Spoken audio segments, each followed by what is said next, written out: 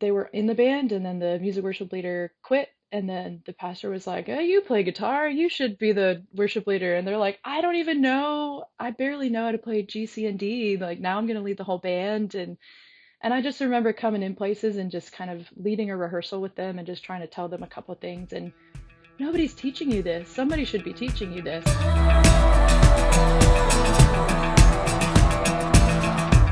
Hey, I'm Chelsea Amber, a Christian recording artist and the founder of Christian Guitar Girls, an encouraging community for female guitar players and bass players who love Jesus. We are a group of women who are serving our communities through music and working on our guitar skills, all for the glory of God. You can find our Facebook group called the Christian Guitar Girls Community to connect with other women in music and ministry. And we've got a great conversation coming up with Sam Marsh. But before that, I just want to give a quick shout out to Podbean. This is the platform that I'm using to host and distribute the Christian Guitar Girls podcast. I've been really pleased with their services and highly recommend giving them a try if you're thinking about starting your own podcast. I especially appreciate all the resources they have on the site to teach you how to start a podcast. So visit podbean.com/CGG to get a 30-day trial on one of their unlimited plans, and you'll also be supporting the Christian Guitar Girls ministry as well. So with that, I'm excited to welcome Sam Marsh. Welcome to the podcast, Sam. Thank you very much. Very honored that you would allow me to be in this space. Oh, it's great to have you. So Sam Marsh is a music worship leader and singer-songwriter who was born in England and raised in North Carolina. She's on staff at a Christian high school where she teaches the music worship team, and she has a master's in Christian ministries from Gordon Conwell Theological Ministry, and she's on staff at an Anglican church as the music worship minister. You can hear her music on Spotify, and I'm excited today to chat with her about her brand new book entitled The Equipped Music Worship Leader. So, let's get into it, Sam. First of all, I'd love to pretend that we are just sitting across the table at a coffee shop. So, what are you drinking? I am actually being very English right now, and not only am I drinking English breakfast tea, but I'm drinking it from a Pride and Prejudice mug. So, Oh, really loving my roots here. nice. That's great, man. When I was in college, we used to watch Pride and Prejudice, the modern one. Oh yeah, yeah. Uh, it felt like every month. Oh yeah, I could Watched quote it a that lot. for sure. Yeah, Oh yeah, I couldn't tell you how many times I've seen that movie. It's so good. yeah, The new one it's so for good. sure. Yeah, yeah. Cool. Well, I'm just having some plain Jane water here. Mm, I've been trying to work on being better at hydrating. And I actually mm. found this app called Water Llama that's kind of gamified my hydration. Uh-huh. So not sponsored, but they have no idea who I am. But yeah, it's been actually more fun Hmm. to hydrate now. So yay for that. But anyway, this is a Christian Guitar Girls podcast, and I'd love to know a little bit more about how you got started on the guitar. Can you give us that story? Yeah, it's funny. I was seeing some of your clips from the last guest, and she was like, "Oh, I felt like the Lord brought me to guitar," and I don't feel that very often in my life. I basically just always thought guitar was really cool, and I did the thing in like middle school where I got one of those like $100 guitar packs where it has like the terrible guitar and a mic stand and whatever, and I never touched it. And then I Mhm. went to when I was in college, I was a music major until another crazy story for another time. My jaw broke inexplicably, and I was a trombone performance major. But so that's Oh why I didn't man. end up with a music degree. I ended up with a minor. But anyways, before that, I went to a music camp for trombone, and some girl was just playing guitar, and I was like, "Oh, teach me some chords." And she taught me G, C sus, and then regular C. And she was Hmm. like, you just have to go play them over and over and over again. And I was like, that's terrible, but okay. And so she loaned me her guitar for the night, and I just sat in the dorm on App State's campus, and I got bored of just playing it over and over again. So that was why I started writing songs because it would entertain me. And so thankfully those songs were before it was so easy to get your music on the internet, and they are not on the internet because they are terrible. But I did record them because in my youth I thought they were good. I'm forever grateful to her. She's a dear friend I lived with in college as well. So not a glamorous story, but it was enough to get me going. Well, I think that's really cool because I think that God can direct us even when we're not aware that He's doing it. Like He may have brought the guitar into your path without without this like big fanfare, you know what I mean? And just kind of like nudging you in that direction. I do believe that God can direct you in big ways, but also in tiny ways by like these little suggestions. And so that's really cool that you had a friend to help you with that to get started. Yeah. Now, prior to this interview, I learned that you started leading music worship only a week after becoming a Christian. So, can you tell us about that experience? Yeah, yeah. I definitely don't recommend it. It was it was a bold move, and I think a not calculated move. When I became a Christian, and then the person who told me about Jesus took me with her to her college ministry, and I think we just stood in the front and kind of stood in front of the stage, and I just kind of harmonized throughout because it's kind of easier to find harmony than melody sometimes, and I didn't know any of the songs, and so I just kind of stood there and was harmonizing, and then as soon as it finished, the student worship leader ran off stage and comes right up to me and she goes, "You should join the band." And of course, that is like what I've always wanted to do. I actually, as a kid, I remember having this thought, and I wasn't even a Christian at all, and I said to a friend, I was like, I think that God's telling me that I'm gonna be in a band one day, which is I didn't even play anything other than trombone at the time. But yeah, so she ran off stage and told me you should join the band, and I was like, okay, cool. And like the next week I was singing harmony, and I remember talking to the guy who was in charge of the ministry at the time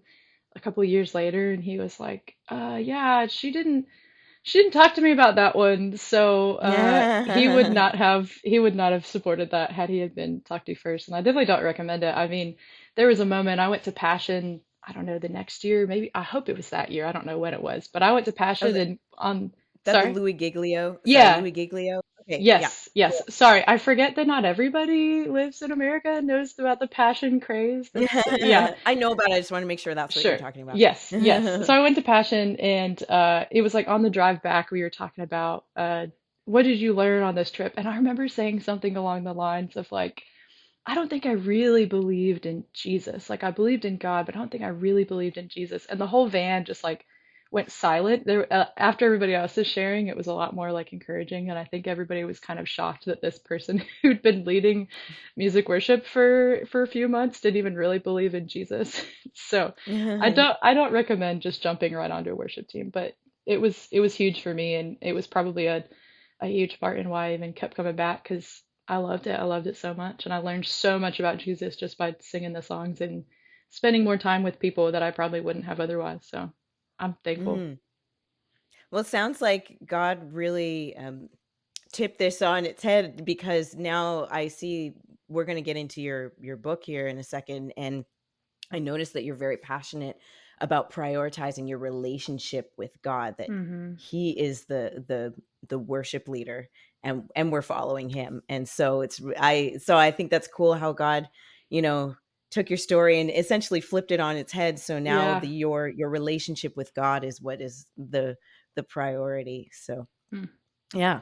So actually, speaking of your book, you are about to release a brand new book entitled The Equipped Music Worship Leader. So congratulations Thank you. for Thank that. you. It's Do you wild. have a release date yet?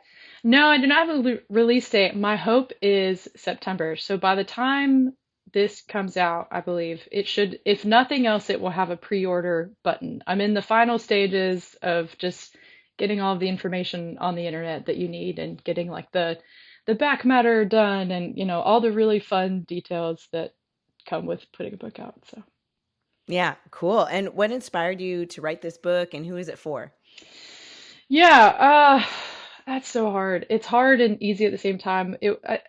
I hate it because I feel really critical when I talk about why I wrote a book, and it feels a little egotistical to write a book and think that I have enough to say to fill a whole book. But I Yeah, I read it and you have a lot to say that is very valuable. thank you. So That's yeah, very, very kind. so I feel appreciate that. confident. Feel confident in that. Thank you. Thank you. Wow.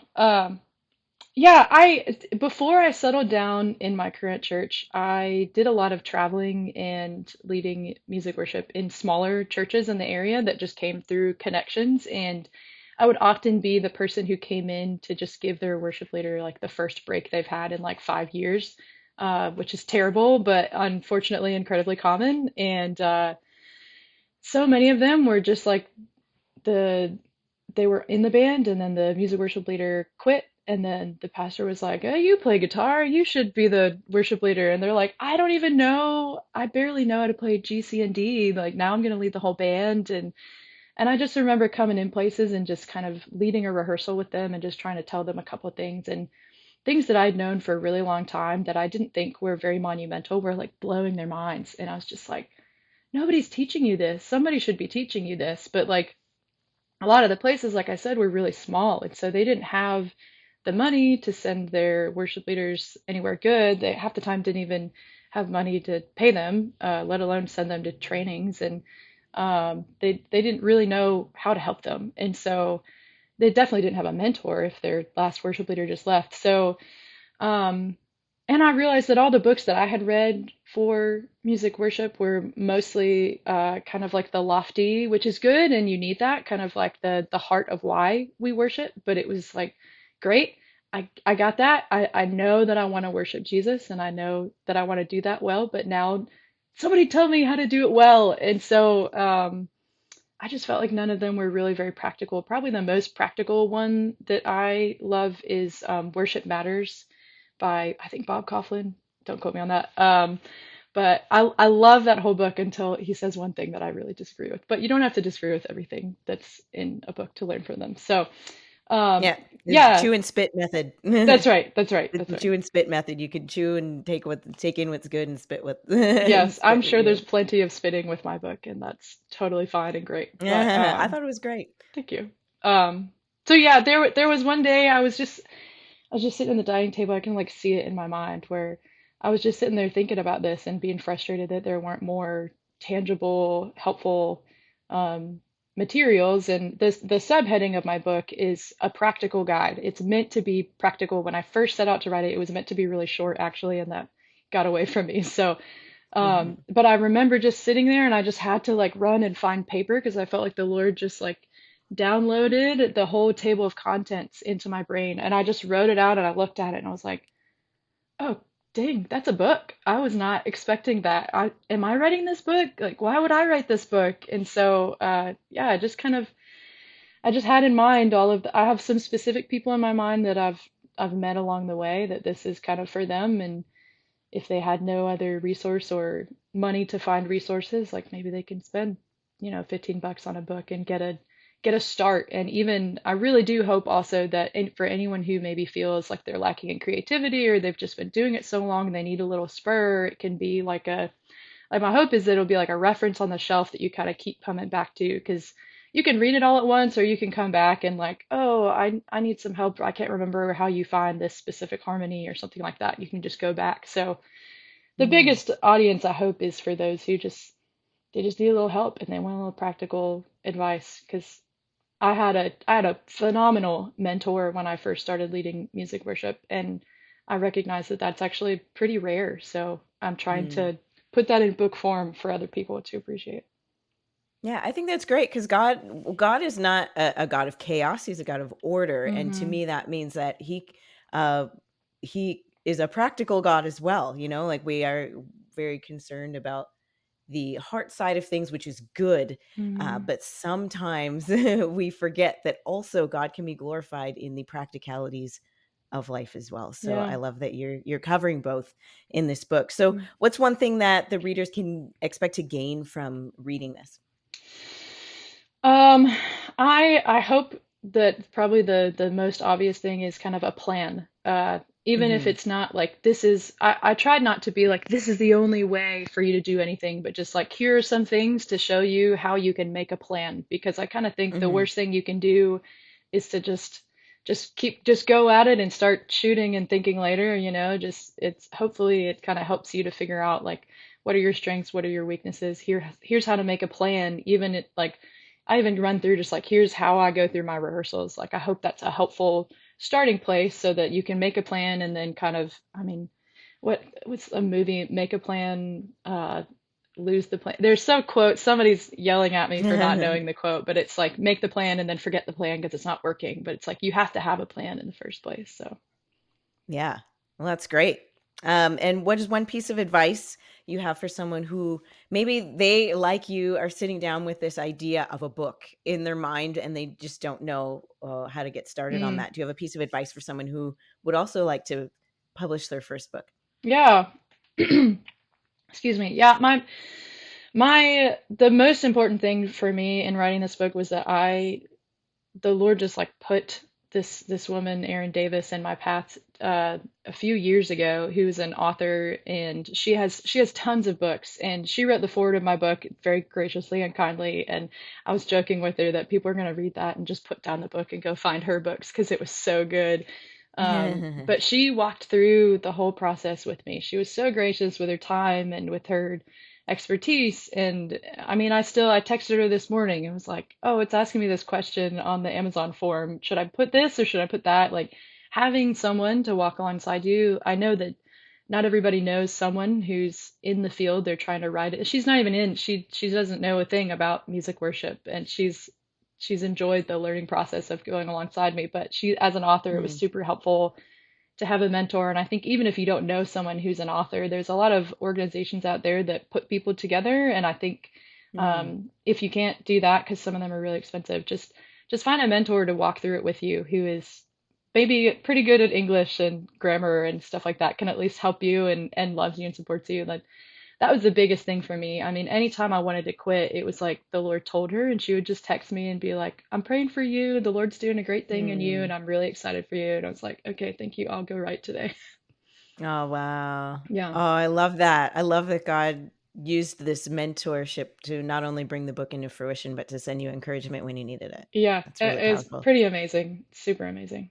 I want to switch gears a little bit and talk a little bit about the heart stuff. You mentioned in your book that you lost your mom to a brain aneurysm in September of 2018. I'm Hmm. so sorry. I Thank you. just can't imagine what that was like. And you ended up leading worship a week later. So, can you share a little bit about how God used worship to bring healing to your heart during such a painful time? Yeah, I mean, hearing you read back my life to me is very funny because I've never noticed the theme of like I was a Christian and then a week later I was leading worship and my mom died and a week later I was leading worship. It's like he just keeps bringing me back to worship. Yeah, it was really hard, obviously, but it was a really strange time because I live in Wilmington, which is on the coast, and the biggest hurricane that I've seen since I've lived here happened the weekend that my mom died. So I was actually not in Wilmington. I was visiting a friend, and I drove to go be there with the family, and then the hurricane hit. So like I had to have my friend bring my guitar because I was worried about it and all that stuff. But because it was the hurricane, the guy who was supposed to lead worship, when he found out I was supposed to lead worship, and then when my mom died, my boss was going to lead worship, and then he like came back into town, and then it flooded, and he got stuck, and it was like he literally couldn't leave. And I just remember it's kind of surreal. Anyone who's lost someone really close can understand that you're just not yourself and logical thought is not there. And so like for me it was just kind of like, all right, cool, I guess I'm doing this. Like I have to do this. Where like if it was somebody else, I'd be like, no, like we'll just watch some YouTube videos, like just rest and do what you need to do. Cause like it was less than a week. It Hmm. was so fresh and it was hard, but it was also so healing for me because I Mm. remember driving to the camp. It was, I don't know, 3 hours from where my dad is. And I remember driving there and listening to these songs, trying to prepare myself for leading worship. And I can't remember what the song was, but there was some bridge about like how good and faithful and kind the Lord is. And man, I just was sobbing and I was just like, I couldn't see Mm. that in that moment. It was just like, I was like, I know that I believe that and I've been taught to believe that and I know that your word says that, but it was so hard to feel so fresh in that loss, but to still be like, I mean, I was screaming it in my car, sobbing, and it was like, it was Mm. so hard, but it was so good for me. It forced me to process in a time where like I felt numb and didn't want to think about anything. And so The huge blessing of it is that my closest friends to this day are my college friends, and they were all there. It was a college ministry thing, and so my four closest friends were all there beside me for the whole thing, and I got to lead worship beside someone who I've led music worship with for years and years and years. Like she plays box drum and I play guitar, and we just sit next to each other. We don't even have to rehearse. We just know exactly what's going to happen. And so Mm. it was a gift being able to do that with them and to kind of process with them in that way. And I mean, it was also stupid. It was so stupid. There was a night where I was trying to sleep in these stupid bunk beds surrounded by all these kids whose like hardest thing in their life was that they like want a new phone and can't afford it. You know, like not that I mean you don't know what's going on in anyone else's life at the time, but that's what my mind was like. Mhm. You have no idea what this suffering is. And I remember they were like playing ping pong at like 3 o'clock in the morning, and I got out of bed in my pajamas and I walked over there and I was like, you have got to do something else, anything else. And I said it so mean, and I didn't realize it, but they looked at me with such fear in their eyes. But it's like, that's the grief, you know? It's like, I'd say that because it's like, why was I, why was I there? Why wasn't I just at home? But for I me, think it every was, tired parent is like, right? "Yeah, we're with you." Yeah, I'm sure. I'm sure that's exactly, yeah, yeah. Uh, So, yeah, I mean, it was good for me, but even when I talk about it in my book, I try to be really careful to say, like, this was what I needed, and please don't see this as a prescription for you. Like, if you're not mhm. ready and it's not helpful for you, don't force it because it could really, I could see that really playing tricks on your mind if you're not, if that's Mhm. not what you need and that's not where you're at. But for me, it was really comforting for me and good for me to just kind of come back to the basics of who Jesus is. Mm. Yeah, we all go through valleys in ministry, whether it's because of a personal loss Mm, or burnout. What is one word of encouragement or advice you can offer a worship leader who is going through a difficult time right now, even as they're doing ministry? mm.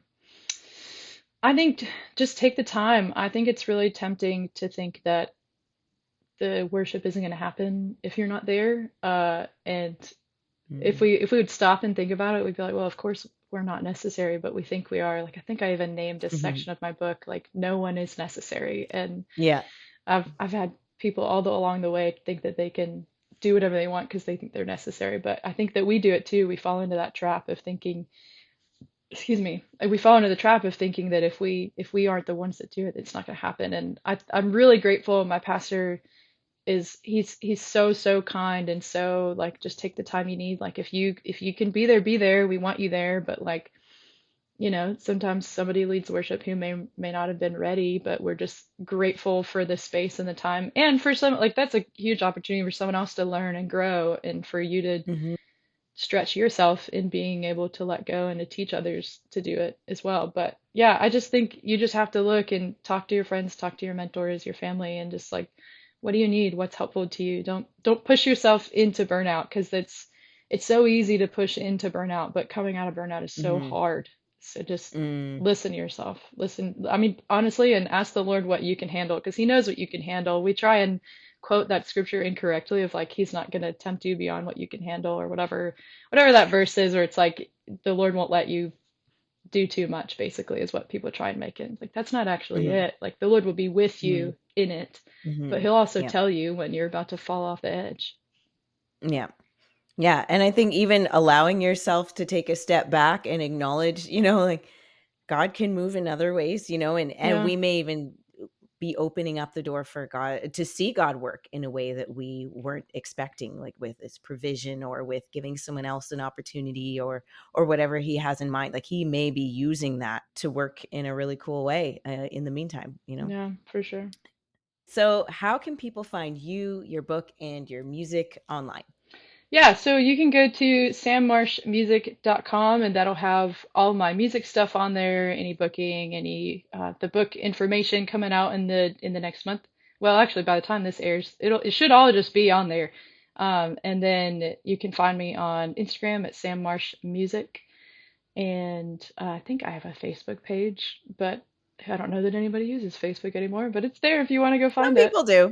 Yep. Some people And do. then your book available on or will be available on Amazon as well. Yes, the book will be on Yeah. Amazon for digital and physical copies. So, Fantastic. Yeah. Well, thank you so much, Sam, for sharing with us about the lessons and the healing that God has taught you through worship leadership, music worship leadership, and about your upcoming book. It was great to hear about that. And to all our listeners, if you enjoyed this chat, then make sure to hit the follow and subscribe button on YouTube or your favorite podcast platform. And don't forget to check out podbean.com/CGG if you have your own podcast or if you're thinking about starting one. I'll leave a link for that in the episode description, as well as links to connect with Sam and check out her music and her upcoming book. And that's it for today. Thank you so much for tuning in. I'll catch you in the next episode. And until then, happy strumming.